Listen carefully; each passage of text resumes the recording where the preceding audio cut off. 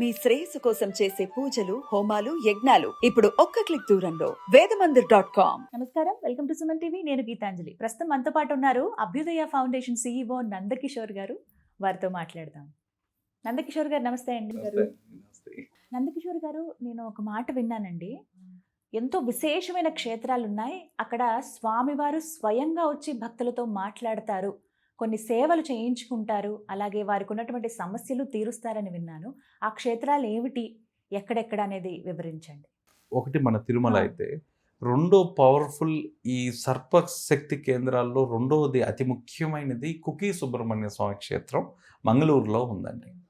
ఈ కుకీ సుబ్రహ్మణ్యంలో క్షేత్రం సర్పశక్తి కేంద్రంగా అది ఒక్కటే ఉంది మన ఇండియాలో. అందుకే మీరు కానీ ఏ సర్పదోషాలకు సంబంధించి ఏదన్నా ప్రాబ్లమ్స్ ఉన్న వాళ్ళకి అందరికీ కూడా అక్కడ నివారణ జరుగుతుంది. ఎలా నివారణ జరుగుతుంది? సర్పం అంటే మన నాడిలాగా ఉంటుంది, స్పైన్. అవునండి.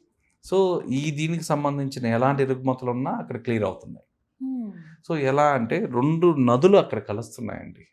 ఆ నదుల్లో ఉండే జియో మ్యాగ్నెటిక్ ఎనర్జీ ఏదైతే ఉందో అది నాగశక్తి కేంద్రంగా తయారైంది. ఆ ప్లేస్ ఏదైతే ఉందో అది నాగశక్తి కేంద్రంగా తయారైంది. దీనికి సంబంధించి నాడీ వ్యవస్థకు సంబంధించి ఎలాంటి దోషాలు ఉన్నా అది పరిహారం చేయగలుగుతుంది. అందుకే అక్కడ ప్రవహించే కుమారధార నదిలో మీకు ఏదన్నా క్రానికల్ స్కిన్ డిసీజెస్ ఉంటే మనం ఒక 15-20 మినిట్స్ అక్కడ సోక్ అయినట్టు, అంటే మనం మునిగినట్టు మునగగలిగితే మన బాడీ మొత్తం అక్కడ కానీ టచ్ చేయగలిగితే సో ఆటోమేటిక్గా స్కిన్ డిసీజెస్ ఎగిరిపోతుంది. సోరియాసిస్ లాంటి భయంకరమైన వ్యాధులు కూడా హీల్ అయినా ఉన్నాయి. ఆటో ఇమ్యూనిటీ డిసార్డర్ వల్ల కలిగే స్కిన్ డిసీజెస్ ఏదైతే చైల్డ్లో, ఉమెన్లో, పెద్దవాళ్ళల్లో ఉంటుందో అది కూడా అక్కడ కేవలం అక్కడ స్నానం ఆచరించడం వల్ల, అక్కడ కొద్దిసేపు ఆ నీళ్ళల్లో మనం ఉండడం వల్ల కూడా క్లియర్ అవుతుంది. మీకు దీంట్లో ఇంకొక స్టోరీ కూడా ఉంది. ఆ స్నానం చేసిన తర్వాత ఇంతవరకు ఎవరు డేర్ చేయలేదండి. అక్కడి నుంచి ఒక రాయిని కూడా మనం బయటికి తీసుకురాలేము. నదిలో ప్రవహించేలో ఉండే ఒక రాయిని తీసుకొని వస్తే కూడా భక్తుల ఎక్స్పీరియన్సెస్ ప్రకారం వెహికల్ యాక్సిడెంట్స్ కావడం, వెహికల్ డ్యామేజ్ అవ్వడం, వెహికల్ రిపేర్ అవ్వడం ఆ క్షేత్రం నుంచి బయటికి రానిది. ఇది ఒక నానుడి.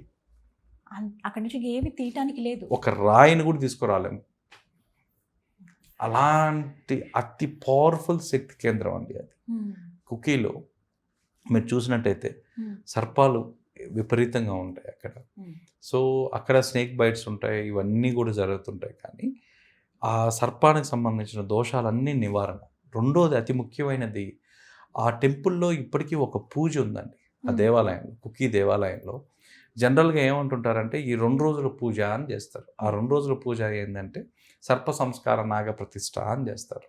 అంటే మనకున్న దోషాలని వాళ్ళు ఒక నాగుపాముగా చేసి దానికి రిచువల్స్ అన్నీ చేసి, కర్మకాండలన్నీ చేసి దాని ఒక విగ్రహ ప్రతిష్టలాగా నాగ ప్రతిష్ఠ చేస్తారు. అంటే మన వంశానికో మనకు సంబంధించింది దానికి పూజలు ఆవాహించి దాంట్లో నుంచే పరిహారం అనేది జరుగుతుంది. దీంట్లో ప్రతిరోజు ఆ దేవాలయంలో మధ్యాహ్నం 12 గంటలకి ప్రార్థన అని ఒక సేవ జరుగుతుంది. ప్రార్థనా చీటీ అంటారు దీనికి. టికెట్ కూడా ఒక 100 రూపీస్ ఏమో కలెక్ట్ చేస్తారు. ఈ ప్రార్థనా టికెట్ ఏంటి అంటే, ఈ ప్రార్థనా చీటీ తీసుకొని మీరు లైన్లో రావాలి. ప్రతి ఒక్క భక్తుడు, ఒకరికి ఎక్కువ ఒకరు తక్కువ కదండి, ప్రతి ఒక్కరు రావాలి. వచ్చిన తర్వాత మీ సమస్య ఏదున్నా, మీ విష్ ఏదున్నా అక్కడ వచ్చి చెప్పాలి. అక్కడ పెట్టుకొని మీరు రెడీగా ఉండాలి. 12 కాగానే ఎవరైతే ప్రధాన అర్చకుడు ఉంటాడో అతను ఒంట్లోకి స్వామి వస్తాడు. అతను కరెక్ట్గా గడప మీద నిలబడుకొని ఉంటాడు. ఆ గడప మీద నిలబడుకొని ఉంటాడు ఆ ప్రధాన అర్చకుడు. ఆ గడప మీద నిలబడుకొని మీ సమస్య ఏదైతే ఉందో డైరెక్ట్గా సుబ్రహ్మణ్య స్వామి వింటాడు. ఆయనే విని ఆయనే మీకు ఒక పరిష్కారం చెప్పి, ఆ పరిష్కారం కానీ ఆ విష్ కానీ మీకు ఎప్పుడైతే తీరుతుందో ఆ రోజు వచ్చి అదే టెంపుల్లో మీరు ఆ సేవ చేసుకోండి అని చెప్పి ఒక టిక్ మార్క్ ఇస్తారు. ఆ చీటీలో సేవలు ఉంటాయి, టెంపుల్లో జరిగే సేవలు. మీకు పలాని ప్రాబ్లంతో మీరు పోతే ఈ ప్రాబ్లం సాల్వ్ అయితే అది సంవత్సరంకో 2 సంవత్సరాలకో ఎప్పుడైనా 2 రోజుల్లోనూ అవ్వంగానే మీరు వెంటనే అక్కడికి వచ్చి ఆ టెంపుల్లో మీరు ఆ సేవ చేసుకోవాలి. ఇది ప్రత్యక్షంగా ప్రతిరోజు మధ్యాహ్నం 12 గంటలకి, రాత్రి మళ్ళీ అదే సేవ 7 గంటలకి జరుగుతుందండి. ఈ శక్తి కేంద్రాలు ఎలా అంటే స్వామి డైరెక్ట్గా మనతో ఇంటరాక్ట్ అవుతారు. అంతటి అదృష్టం. అప్పుడు మౌత్ పీసు ప్రీస్ట్ అవుతాడు. ఆ ప్రీస్ట్ కూడా ఆ లోపలికి వెళ్ళి పౌరోహిత్యం చేయడానికి, అభిషేకం చేయడానికి వీటికి ఒక వారం రోజులు ముందు అతను ప్రాక్టీస్ చేయాలి. ఉచ్ఛ్వాస నిశ్వాసాలను ప్రాక్టీస్ చేసి ఆ మంత్రం జపించి ఆ కెపాసిటీ పెంచుకున్న తర్వాతే శక్తి కేంద్రాల్లో లోపలికి వెళ్ళి పూజ చేస్తారు. ప్రధాన అర్చకులు ఎవరైతే ఉన్నారో వాళ్ళు ఆ 1 వీక్ ప్రాక్టీస్ చేసిన తర్వాతే ఆ లోపలికి వెళ్ళగలరు, ఆ గర్భాలయం లోపలికి వెళ్ళగలరు. అంత పవర్ఫుల్ శక్తి కేంద్రాలు. ఈ పవర్ఫుల్ శక్తి కేంద్రాల్లో మీరు ఏది చూసుకున్నా దేవుడితో కమ్యూనికేషను, దేవుడు డైరెక్ట్గా మనతోనే ఇంటరాక్ట్ అవుతాడు. ఈ రీసెర్చ్ చేసినప్పుడు మీకు ఎలా అనిపించిందండి? మాకు ఫస్ట్లో ఆ కుకీ క్షేత్రంకి వెళ్ళినప్పటి నుంచి మాకు అసలు మొత్తం షాకింగ్స్ అండి. అవునా? మేము వెళ్ళంగానే మేము ఎందుకు వెళ్ళాం, ఎవరికో సంతానం కలగలేదు, అక్కడికి వెళ్తే సంతానం జరుగుతుంది, పెళ్లి కాని వాళ్ళకి పెళ్లిగా అవుతుంది, మిరాక్యులస్లీ అవుతుంది. అసలు ఇది కాదు అనుకున్న వాళ్ళకి అక్కడ పోయి అవుతుంది. సంతానం కాదు, అసలు డాక్టర్స్ సర్టిఫై చేసేసారు, ఇంకా కాదు అనుకున్న వాళ్ళకి ఆటోమేటిక్గా సంతానం కలుగుతుంది. ఏదో ఉంటుంది, ఏముంది ఆడ తీరా చూస్తే వాళ్ళ పుట్టుమొన్న అనేది ఒకటి ఇస్తారండి. ఎందుకంటే ఇక్కడ గర్భాలయంలో పుట్టు ఉంటుంది, లింగ రూపంలో ఉన్నా కూడా పుట్టు ఉంది. ఆ పుట్టమన్ను సంవత్సరానికి ఒక్కరోజు మాత్రమే ఆ పర్వదినాన పుట్టమన్ను తీసి మామూలు దీంట్లో కలిపి అందరికి ప్రసాదంగా ఇస్తారు. అది ఆ పూజ చేయించుకొని ఇంటికి వచ్చిన తర్వాత వాళ్ళు 11 రోజులు ఆ రోజు ప్రసాదం కొంచెం నోట్లో వేసుకొని స్నానం చేసేటప్పుడు బకెట్లో వేసుకొని స్నానం చేసి కొంచెం నోట్లో తీసుకుంటే అదే ఒక ఔషధం లాగా పనిచేస్తుంది. సో ఇక్కడి నుంచి స్టార్ట్ అయింది. వాళ్ళు ఇచ్చేది విభూది కాదు, వాళ్ళు ఇచ్చేది కుంకుమ కాదు, ఒక పుట్టమన్ను ఇస్తున్నారు. ఆ పుట్టమన్నుతో ఇది ఎలా జరుగుతుంది?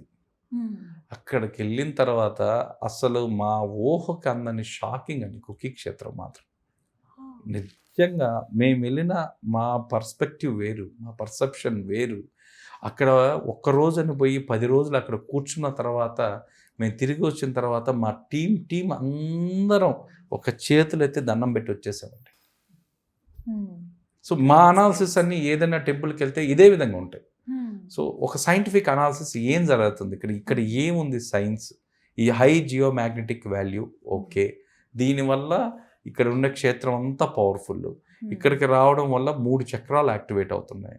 ఈ 3 చక్రాలు యాక్టివేట్ అవ్వడం వల్ల ఏదైతే మూలాధార చక్రం, స్వాధిష్టాన చక్రం ఉందో ఆటోమేటిక్గా మణిపుర చక్రం కూడా యాక్టివేట్ అవుతుంది. ఈ మణిపుర చక్రం యాక్టివేట్ స్వాధిష్టానం కావడానికి ఉన్న కనెక్టివిటీ ఏంది ఈ క్షేత్రంలో ఉన్నది. మేము ఈ విధంగా రీసెర్చ్ చేస్తూ ఉంటే అస్సలు మాకు ఏమీ అర్థం కాని పరిస్థితి. మేము అక్కడ వచ్చిన వాళ్ళంటే సుమారుగా అన్నదానానికి ఒక దాదాపుగా మధ్యాహ్నం ఈ రోజుకి ఒక టెంపుల్ అక్కడ కర్ణాటకలో హైయెస్ట్, మన తిరుమల లాగా రెండో టెంపుల్ కర్ణాటకలో హైయెస్ట్ ఏంటంటే కుకీ క్షేత్రం. సో సుమారుగా మీకు 30,000 నుంచి 40,000 మంది ప్రతిరోజు దర్శిస్తారు. అక్కడ ఒక 10,000 మంది క్యూ ఉంటే ఒక 2,000 మంది టెస్టిమోనియల్స్ తీసుకున్నామండి. బాబు సార్ మేము వచ్చాం, మాకు అయిపోయింది, మా పెళ్లి కాలేదు, మా వాడికి పెళ్ళి అయిపోయింది, సంతానం ఎవడు ఏది డిసీజ్ చెప్పినా కూడా దాంట్లో ఇంకొక, ఎందుకంటే జనరల్గా సుబ్రహ్మణ్య స్వామిని అందరూ డిసీజ్ హీల్ చేసే హీలర్గా చూస్తారండి. సో అతని దగ్గరికి వచ్చేసరికి హీల్ అయిన వాళ్ళు, ఈ హీల్ అయిన వాళ్ళు ఏం చేస్తున్నారు, ఎవరికైనా ఆరోగ్యం బాగాలేదనుకోండి, జనరల్గా అక్కడ ఆ క్షేత్ర పరిహారం ఏంటంటే మీకు ఏదైనా ఇల్నెస్ క్రానికల్ ఇది ఎక్కువ ఉన్నవాళ్ళు అక్కడికి వెళ్ళి పాయసానికి కావాల్సిన ముడి పదార్థాలు, బియ్యము ఇవన్నీ ఏవైతే ఉంటాయో ముడి పదార్థాలతో మీరు తులాభారంగా చేయగలిగితే మీ బాడీలో ఉన్న ఇల్నెస్ని దేవుడికి అప్పగిచ్చి వచ్చేస్తున్నట్టు. రెండోది కూడా ఇక్కడ పొద్దున్నే ఎవరైతే అనారోగ్య సమస్యలతో ఉంటారో, ఇంతకుముందు ఒక సేవ ఉండేదండి, ఆ సేవ ఏదో కోర్టు ఆక్షేపణ వల్ల తీసేశారు. ఆ సేవ ఏంటంటే మనం భోంచేసిన ఇస్త్రాకులు ఏవైతే ఉంటాయో ఆ ఇస్త్రాకుల మీద మనం ఉర్లు సేవ అంటారు, అంటే ఏంటంటే ప్రదక్షిణ చేయాలి. సో ఇలా తిరుగుతూ చేయాలన్నమాట. ఆ ఆకుల మీద, అరిటాకుల మీద భోంచేసి మిగిలిపోయిన అరిటాకుల మీద వీళ్ళు ఈ విధంగా అంగప్రదక్షిణ చేయాలి. సో అది కొంతమంది ఏదో వద్దనేసి దాన్ని ఆపారు. కానీ ఆ క్షేత్రం అండి నది దగ్గర నుంచి ఆ టెంపుల్కి ఒక 2 కిలోమీటర్స్ ఉంటుందండి. ఈ 2 కిలోమీటర్స్ పర్టికులర్గా అతను పండగల దినాలు ఉంటాయి. ఇది సుబ్రహ్మణ్య స్వామికి ఫెస్టివల్స్ అన్ని చేస్తారు. ఆ మాసంలో ఆ ఫెస్టివల్ టైంలో మీరు నమ్మరు, కొన్ని వేల మంది నదిలో స్నానం చేసి నది దగ్గర నుంచి మెయిన్ గుడి దాకా ఉర్లు సేవ అంగప్రదక్షిణ చేస్తూ వస్తారు రోడ్డుపై. 2.5 కిలోమీటర్ అండి.